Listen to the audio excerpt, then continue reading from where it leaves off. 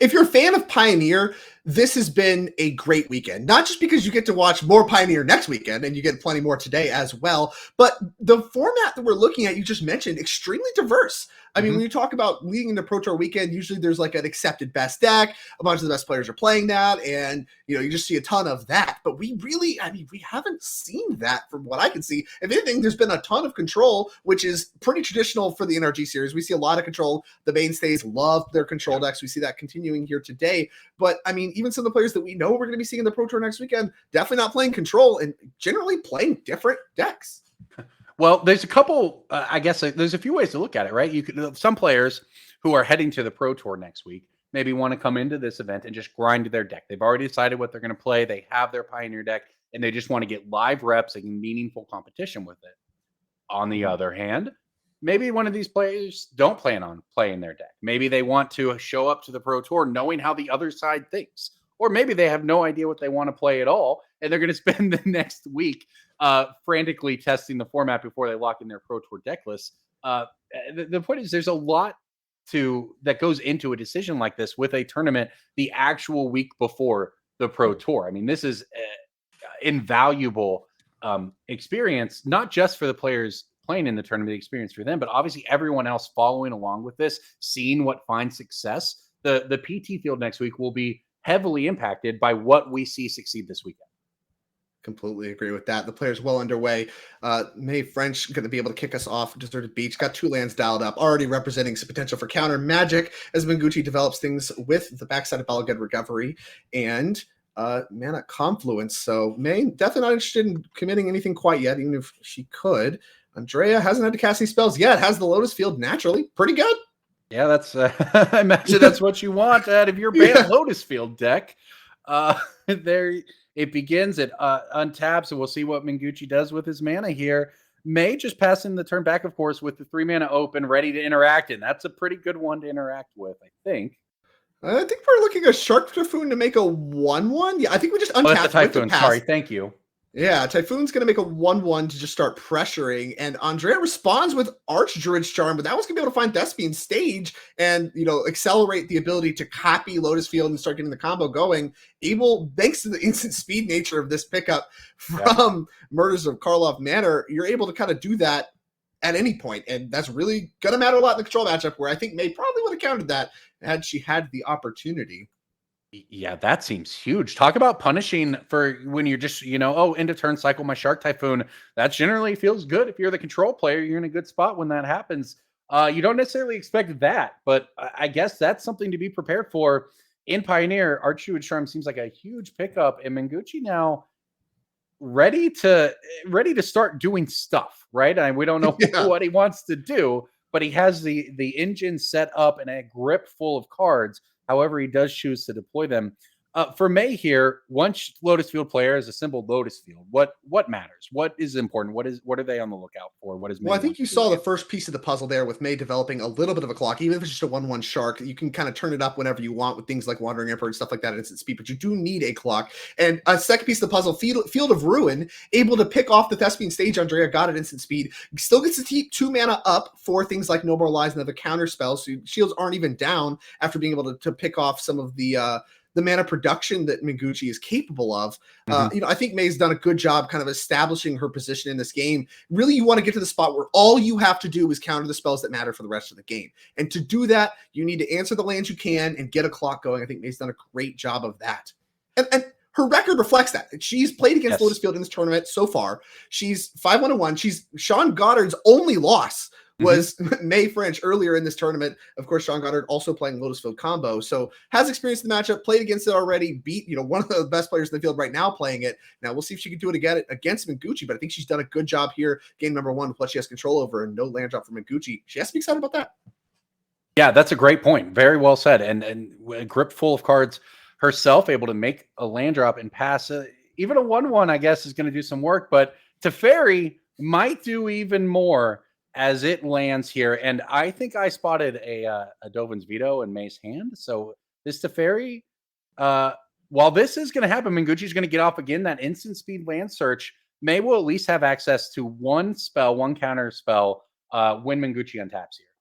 Yeah, and with the Teferi able to start running, I mean, really, May only needs one because as soon as May untaps, like everything is taken care of. Teferi's the clock you need, the counter spells you need, just the stream of everything. I think Andrea understands that and may try to get something going here. He's going to have a hard time around Dovin's Veto. I think if you're in Andrea's seat, you need to be thinking about No More Lies. Can you actually play around that card? Right. She's going to have 4 in her deck.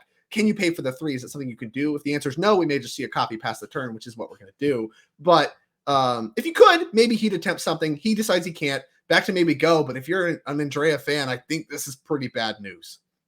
Yeah, May passing. I mean, that was the turn. May is unlikely to tap more than 5 mana again at sorcery speed this game, unless it's well in hand. So I think that the Teferi here off to the races. Mengucci could not have played around.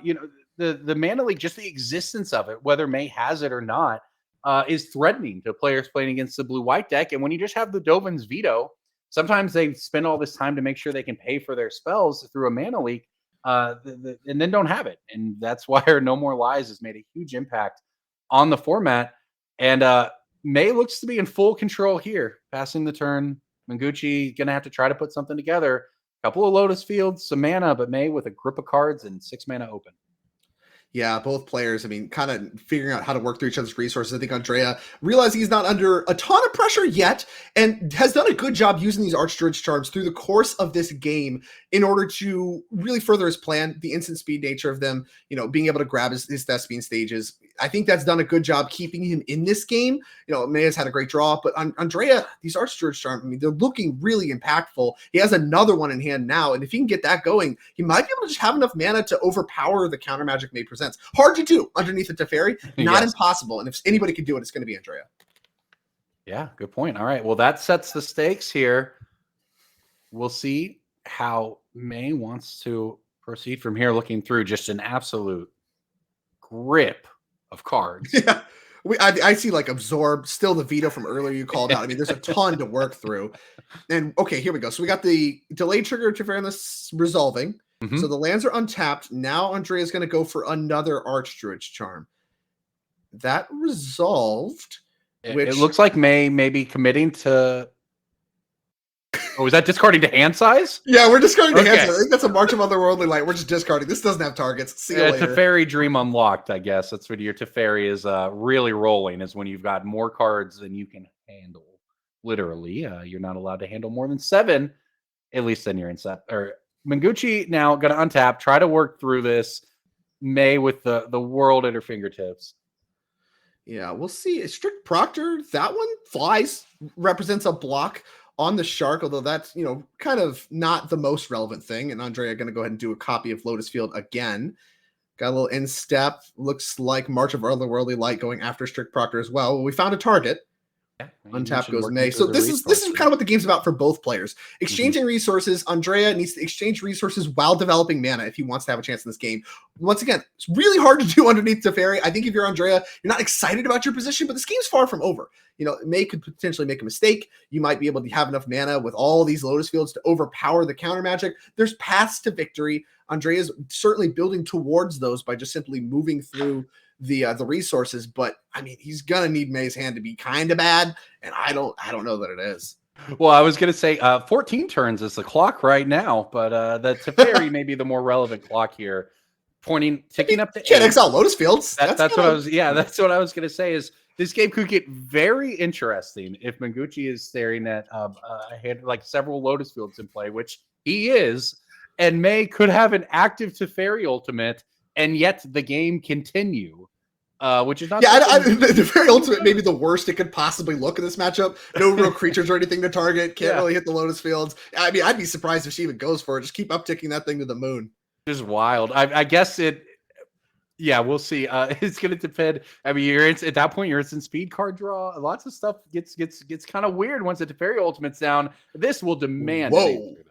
Yeah, Dragonlord Dramoka, uncounterable in the heads up here. Well, I mean, I imagine May aware of that, but that's how things could start. It's a game one, Dragonlord Dramoka, like that. It is a balmy threat on its own that is going to start the action rolling. So here we go. No more discarding to hand size, I think. Time for these players to roll up their sleeves, interact, get some creatures down on the board, start casting some spells, and that's exactly what Andrea Mengucci's doing.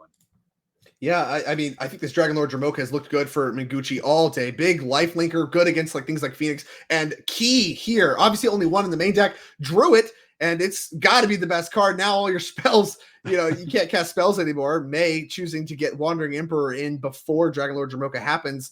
Mm-hmm. And with all the mana Andrea has access to, you might be able to just win this one out of nowhere. I mean, head and hands for Mae, handful of counter spells. Wow. This is where the pressure to get your clock going, if you're Mae French, it comes from.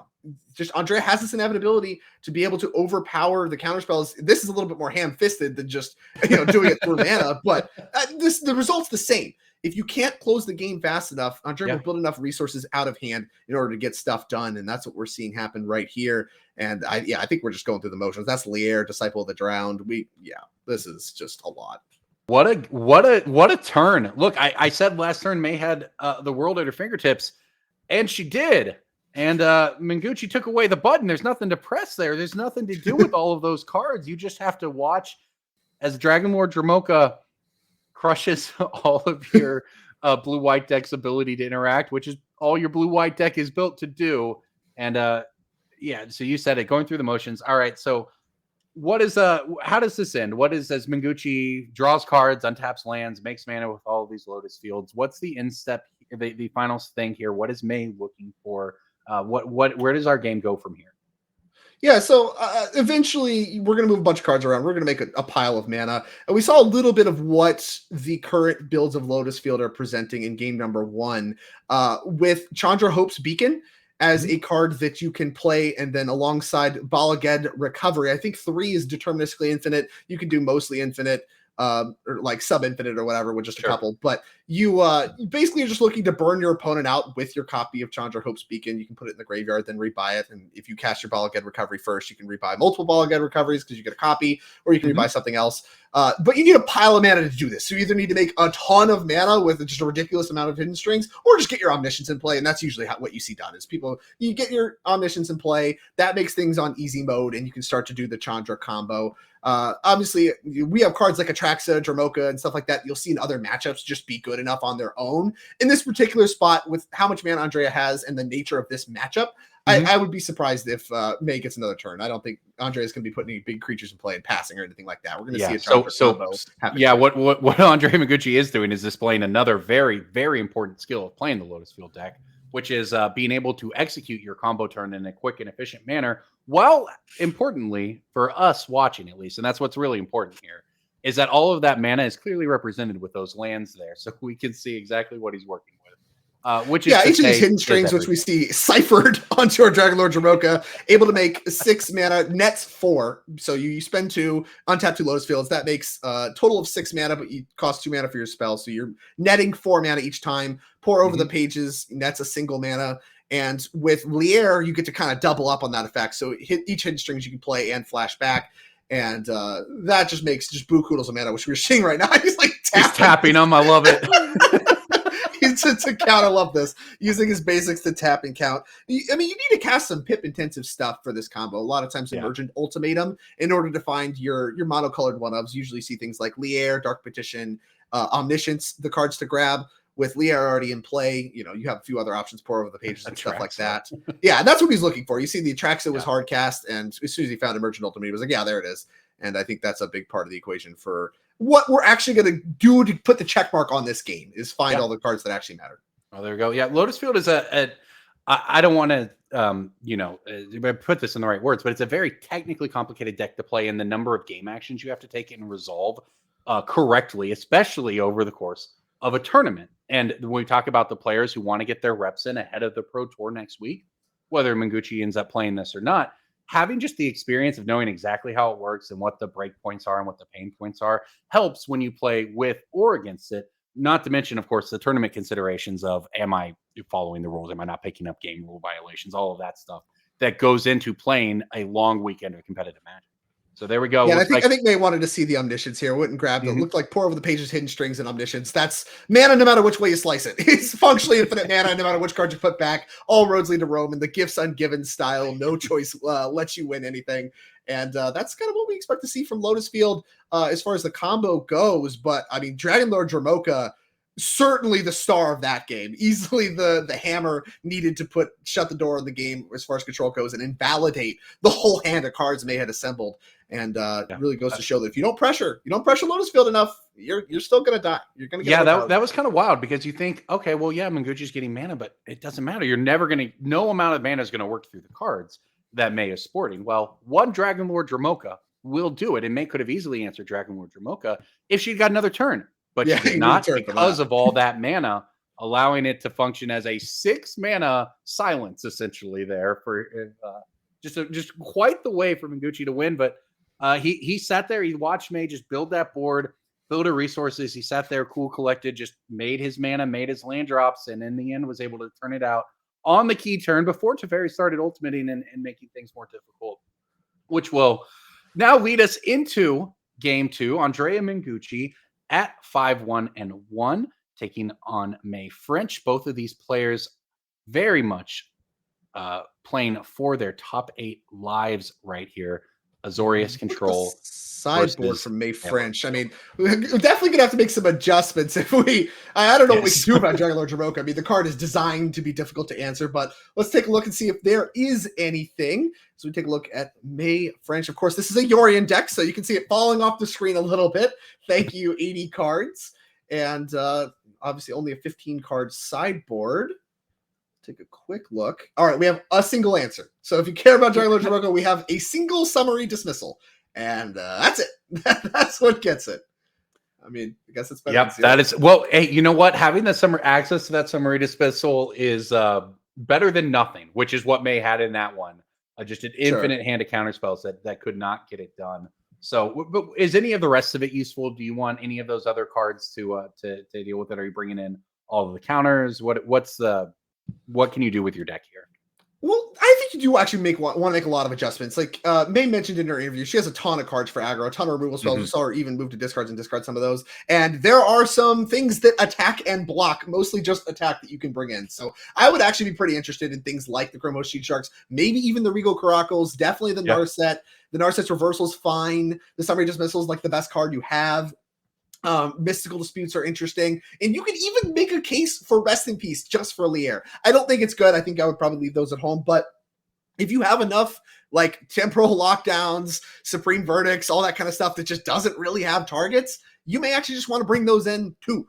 So I think there's a ton that you can make an argument for, but certainly you want to. We saw the problem in game 1 was the clock. I want to reach for the creatures first and the summary dismissal as your answer to Dragon Lord Dromoka, just for starters, and some of the other stuff in how you want to handle the interaction. You can maybe decide later on, but certainly, I mean, a pile of cards going to be coming in here for me. Well, and it may seem aspirational to look towards the one of in the sideboard, especially in your 80 card Yorion deck to answer Dromoka, but Dromoka is not going to come until way later in the game. You're going to have the opportunity to churn through some of your deck. And you know what? If you find it, it's the only card you got. So you might as well play it in and nothing else does. Yeah, and live on it because it could make a huge difference. Like that game, Mengucci played the entire game based around resolving that Dragon Lord Dromoka and going off from there. If May finds the summary dismissal at any point, that entire line is out the window for Mengucci. So it matters for sure. But here we go. We're off and running in game number 2. Was that a Sylvan Scrying, it looks like, for Mengucci to go find his lands and May.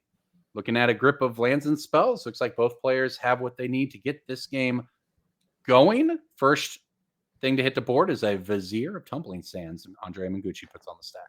I like this a lot when you're talking about the sideboard games. This is not maybe a play you'd make in all of the main deck games because there's just so much dead creature removal you don't want to turn on. But if you are playing this matchup, and especially against a Yorion deck where you know there's going to be a ton of just random removal spells that May's going to be looking to get out of the deck, you may just want to play these as creatures because they're actually going to be better and they're not like liable to get picked off by removal spells when all of them have been boarded out. And I think that the No More Lies coming down on it, it certainly speaks to that.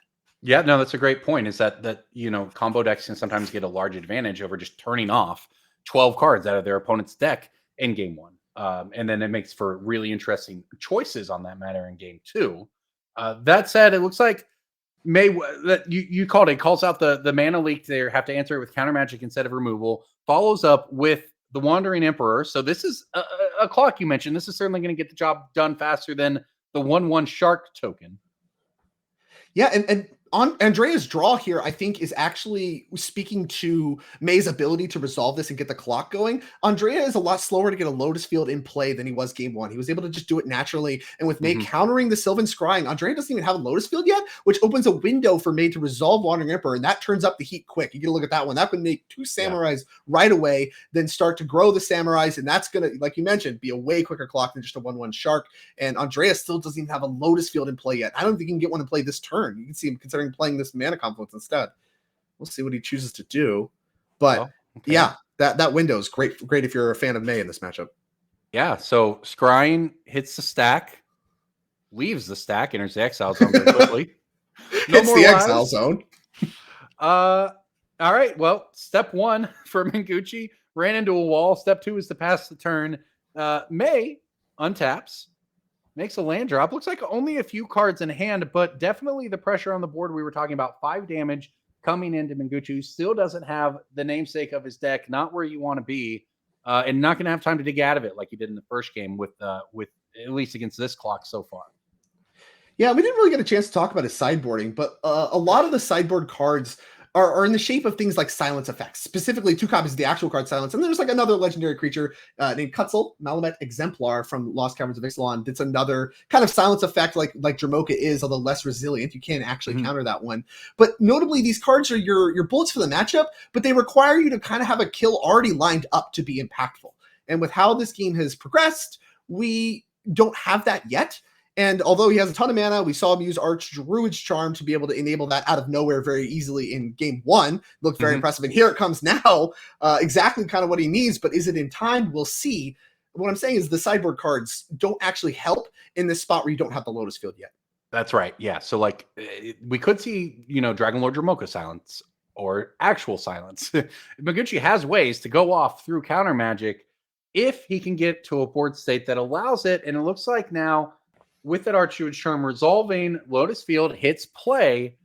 Mae's got a lot of power here, but Mengucci opens up a window and does not. I think he pointed to the creature lands, Restless Islands, whatever the Restless Blue-White Land. I think that was enough power to kill him face up in play. And he's like, yeah, all right, I'm just dead. And he scoops up for game number 2. So we will get a game number 3. That game much faster. And like I said, that window for Mae to resolve Wandering Emperor is what changed the texture there, able to actually close the game before Mengucci was able to overpower the counter magic that she supported and able to find targets for counter magic. So we didn't get a look at Andrea Mengucci's deck after game number 1. Players very quick magic here. Let's get a look right now going into game 3 and see what kind of adjustments he may have made and what he may make now, seeing kind of the composition of Mae's deck. Yeah, well, that was a very clinical game for Mae for sure. Yeah, counter Planeswalker, counter go right. Like we got there, just closed it out. That was very, very much the way the sideboard games can go. So Mengucci is going to need to lean on some of these answers. And it does look like he has answers that beat counterspells if he can get to them. Yeah. Mystical Dispute, Narset's Reversal, those are extra pickups that are going to help with counter magic. You can reach for like some of the creature stuff if you think that Mae's going to be really low on creatures, like Voyaging Satyr and stuff like that. But I don't know that that's where you want to be. I think you already want the silences. You already want the Quetzal. You probably want Dispute and Narset's Reversal as well. That's a ton of cards to bring in. And you don't have that much that's actively bad. Like maybe you want to cut back a little bit on the strict Proctor stuff because you may not, that may not be the angle you want to take. You may want to cut back on some of the big spells like Pour Over the Pages. But in general, I don't think you want to make huge overhauling changes because you're going to draw enough cards that your deck's going to be able to execute its main game plan. You just want to have the silence or maybe that one key counterspell in order to really punch it through. Right. Okay. Well, that sets us up for game 3. Andrea Mengucci going to be trying to power through a combo against the Azorius control deck that has taken Mae French to 5-1-1.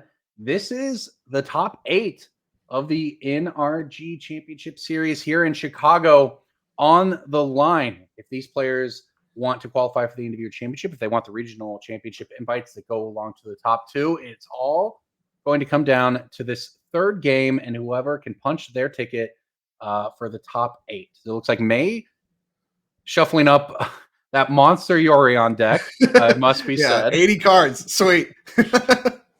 So many cards. Yeah, maybe on a mulligan here, Andrea seems to have kept very quickly, which, I don't know what that means, what you can extrapolate from that. But I can say that Andrea very clearly came into this tournament, which makes sense. If you play on the NRG series, you're going to play against control quite a bit, like a ton of it in the field. And Andrea has certainly had a plan and executed it well with things like Archdruid's Charm, Dromoka, the sideboard plans he has. Mhm. We'll see if it's going to be enough. And it's going to be just a Boseiju passing of the turn. Mae's got a tap land. All right, that seems like a good start for Mengucci. Turn 2, Sylvan Scrying, put that Lotus Field in hand. That sets it up to hit play turn 3, and then go from there on turn 4. Mae just passing the turn back, of course, with hoping to be able to use an answer here for something. And of course, Mengucci, though, puts a blue. I wanted to see on instep. At least you get to use your mana, but once again, you feel behind here. Yes. Having no clock. Like I said, when you were able to have Andrea kind of stumble around to get a Lotus Field in play and not really able to get his mana going too much, you have a ton of time to get your threats down. And with how expensive the clocks are in the blue-white control deck, I think that time is critical. And it looks like she may not have time this match. It looks like Andrea might be able to get out from under this. Wow. And I think I might even see Dromoka in play too, which can further the problems. Mengucci, remember snap? You mentioned he kept his hand. Now just passing back here, Mae's been able to use her mana, but not really in the way she wanted, right? She would have much preferred 2 mana to go to interact with that Sylvan Scrying to prevent that Lotus Field from coming into hand. The Omen is not exactly what you want. That card is sort of a nod to Yorion, of course. And it's not bad, but when you're in a really time-sensitive matchup, just spending 2 mana to not advance your board or meaningfully hinder your opponent's board just kind of doesn't get you where you want to be. Yeah, it's just not what the matchup's about at all. And with you cracking it again, like I said, it's a great way to use your mana if you have nothing else, but would prefer to have something like a Wandering Emperor there to get the clock going. Anything really, like I said, you need to get a clock going. We saw Shark Typhoon kind of do that in game 1, but not quite well enough. Wandering Emperor did look well enough, but with no clock, Andrea will overpower all these cards that Mae has access to. And so Mae is under a ton of pressure to get something going and has not been able to thus far. We'll see if Andrea can capitalize. Well, yeah, so Mengucci's kind of in the tank right here. I was going to ask you what he's thinking about, but it turns out he's just thinking about how good it's going to look when he slams down this Dragon Lord Dromoka and passes the turn back. That's the bomb. Okay, so is this just like a nod to, I don't think you have that much removal that actually kills it? And Mae very quickly type 5 mana. I assume this is Teferi. Yeah, I got to think look, it ate the Teferi minus because there was no other way for Mae to answer it, it seems like. Look, if you're Mengucci, you're not really down that much. You just played your land, slammed your giant card that if it remains on the battlefield or win the game, it didn't. So now you go from here. So now we'll see how he wants to advance, because now Mae had to downtick that Teferi, but there is a Teferi in play to try to refill some cards. Oh, but check this out. Lair the Hydra is going to be able to be fired up in order to pressure that Teferi. Can't imagine there's going to be too much removal. We're going to use the extra mana to do the Thespian Stage now. But we get to take care of the Teferi. And your Dragon Lord Dromoka didn't really go anywhere. It's still in your deck. You're not, as long as you don't shuffle your deck, you're going to draw it again in a few turns, which you're definitely going to have taken care of. There's no clock. So Andrea able to just force Mae to tap some mana.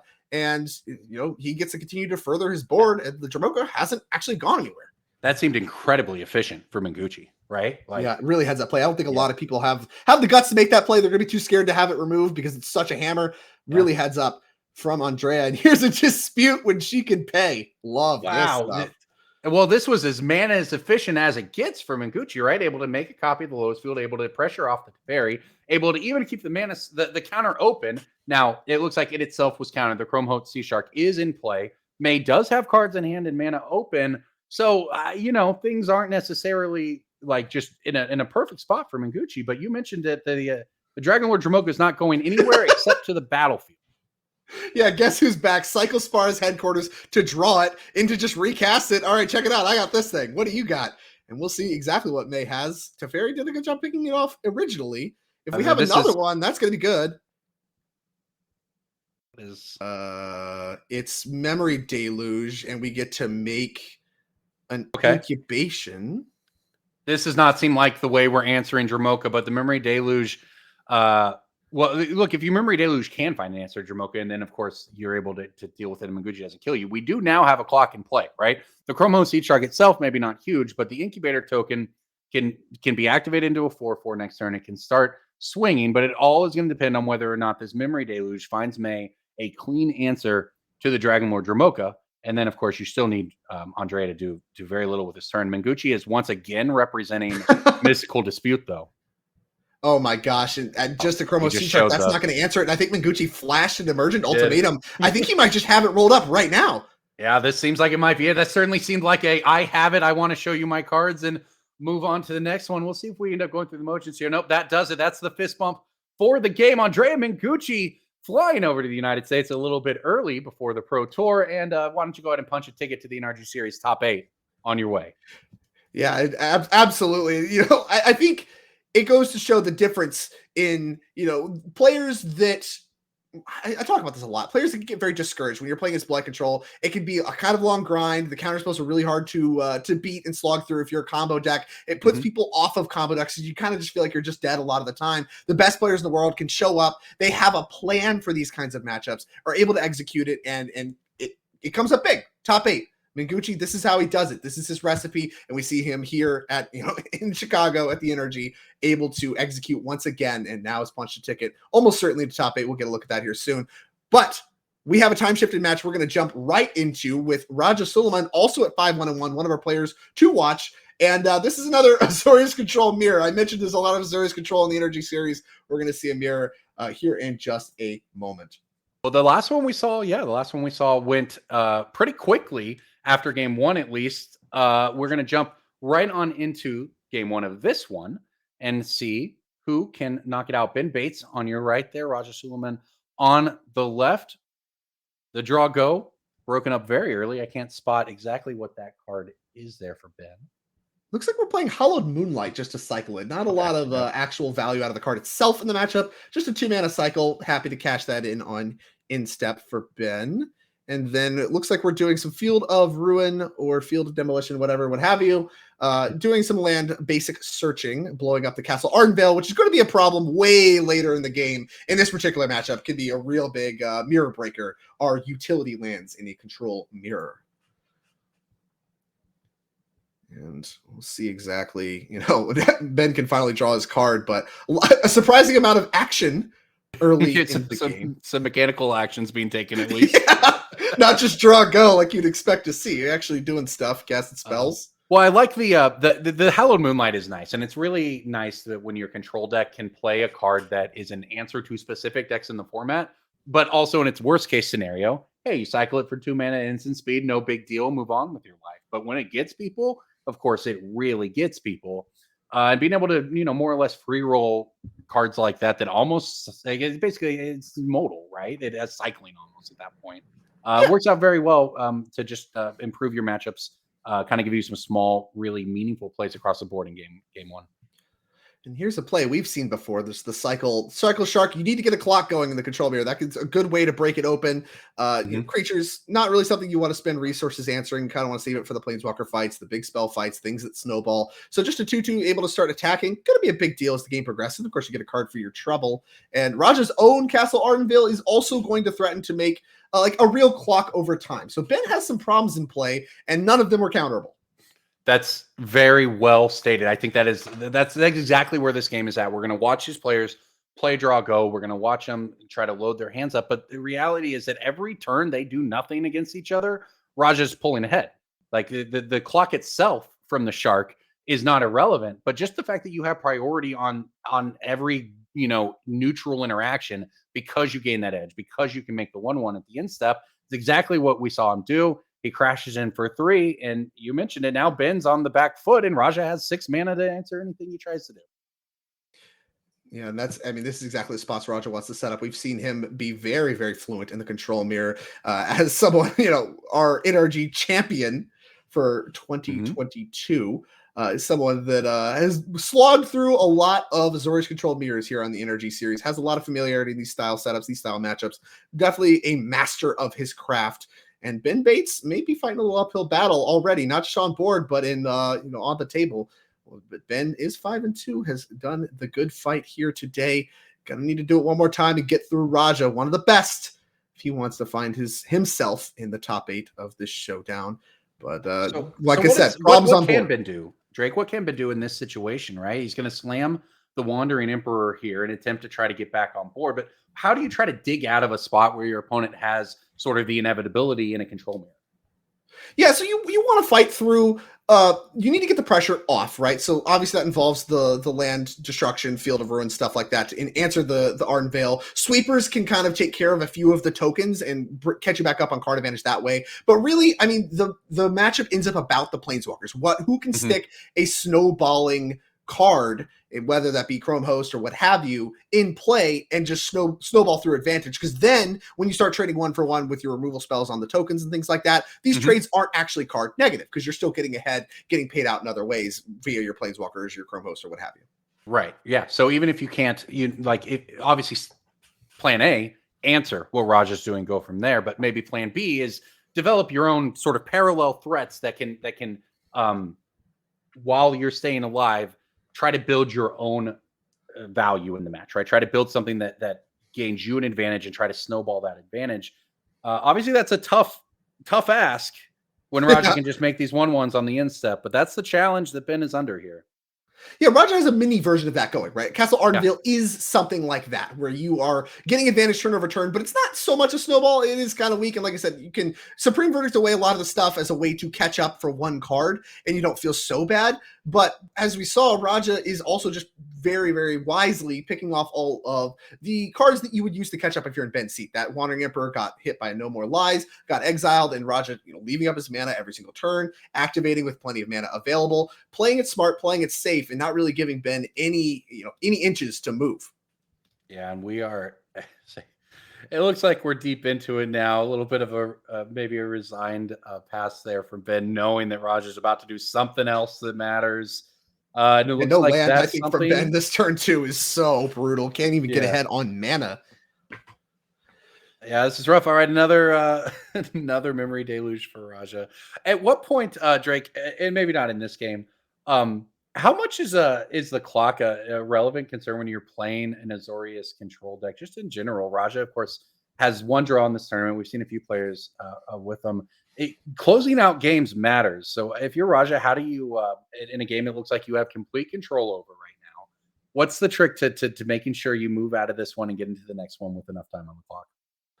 Obviously, I mean, you talk about play speed, but you want to be able to make sure you're not playing sloppy. And I think Raja is someone that if you want to take notes on that, you can certainly learn quite a bit, as he is someone that makes decisions quickly and knows when to stop and think about things and when to turn up the heat. This Hallowed Moonlight answering Shark Typhoon is a great example. He snapped that off. He's seen this interaction before, able to exile the token because it does work against tokens, had that at the ready. And what I'm talking about, he didn't spend any time thinking about it, trying to read his cards, make sure it works. He knows it works. He knows the interactions. He's able to execute quickly. And that little bit of time saving adds up turn over turn over turn. I don't know about you. I may finish the round early, go get some food myself kind of guy. I'm not in this for... Same. You have to do so much shuffling once you have like 15 lands in play. It's so much work to play a control deck. I'm just too old. I played Miracles back in the day, and I really prided myself on my pace of play and activating my top, at a prompt pace and all that stuff. And I was young, and I was like, "This is so awesome! This is so fun! I want to do this forever." Now I'm exhausted just thinking about it. No one's got time for that. Since I was divining top, some people top responsibly, many people do not, and we all paid the price. True. No miracles around anymore, though. We talked about this earlier when we had an Azorius control mirror, but the days of draw go, they still exist. But once the draw going stops and the casting in its spells and tapping out for them starts, the matchups turn really quickly. And Ben Bates is going to try to get some of that himself, throwing down a Teferi here, running into a truly, I don't know if I want to say old school, but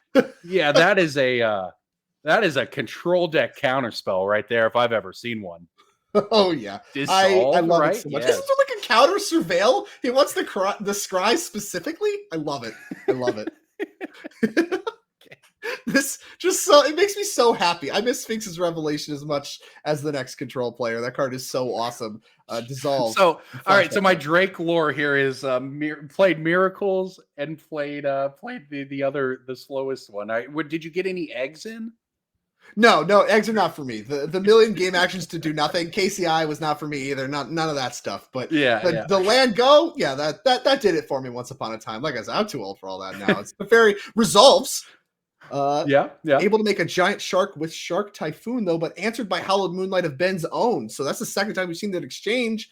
Pretty strong. Looks really good there. Teferi gonna get to stick around potentially for his trouble. Yeah, we talked about Ben down to just 3 life. Finally is able to get something onto the board that sticks. Raja, I think, wanted to use the token to finish it. And Hall of the Storm Giant going to get fired up here, and it's going to run straight into an answer of some kind. But I think that probably does it. I think once the word trigger got remembered, maybe that was the end of that. And game 1 over to Raja Suleiman. All right, I think we're gonna actually hop in live. So that was a time shift, as you saw. So that was a little bit of a flashback. That was pre-recorded. They've already played game 2, and so we are going to jump in live to game 3, so we can catch the live conclusion of this match. So the players 1-1, and we are going to hop in live right now as the players get started for game number 3. Going over to Ben's turn. 2 lanes to play for Raja. I can already hear Twitch chat. They really wanted to see that 35-minute game 2. All right. Yeah, they needed to see the long game 2. They want to see the grow. Well, this one looks like it may end quickly as Raja, I think, is missing his 3rd land drop and a deduce from Ben on instep. I mean, that's setting up everything. Has his 3rd land. Raja draws and no dice. Oh, no. Okay, this is not how you want things to go. You get to a game 3 with the top 8 on the line, and the Raja looking pretty resigned over there to the fact that got a grip of spells and no lands to cast them. A pretty brutal way for things to go. Now, I mean, we'll see. Maybe draw lands off the top. There's the first one. Okay, it's step 1. Is it too late to no pressure yet for Ben, right? Is this a shark token? Yeah. That's a not, shark token. That's not an unanswerable card. If Raja starts to find lands off the top here, it's not out of reach just yet. I agree. I think there's definitely a way to claw back in, especially if Ben starts to get a little bit confident with Raja missing lands. I mean, obviously, if he's missing lands, he's got all spells. Yeah, he needed to find, I think, lands off the top. What is this one? I can't quite catch that. But I can tell you what it did get is Mystical Disputed. So it was blue and Mystical Disputed. So what it is at the graveyard. Yeah, that is right. That's all I know. And no land again for Raja.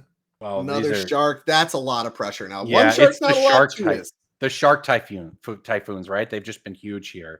If say Ben was flooded, just making land, draw, go, you could give Raja a lot of time to get out of it.